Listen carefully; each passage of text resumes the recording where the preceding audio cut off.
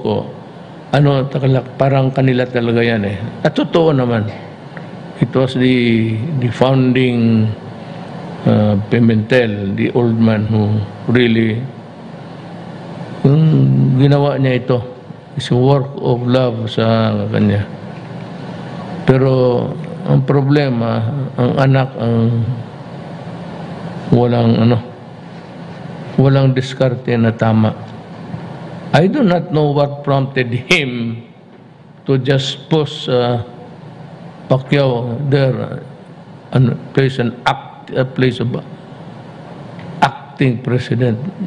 You cannot have an acting president. You have to elect people.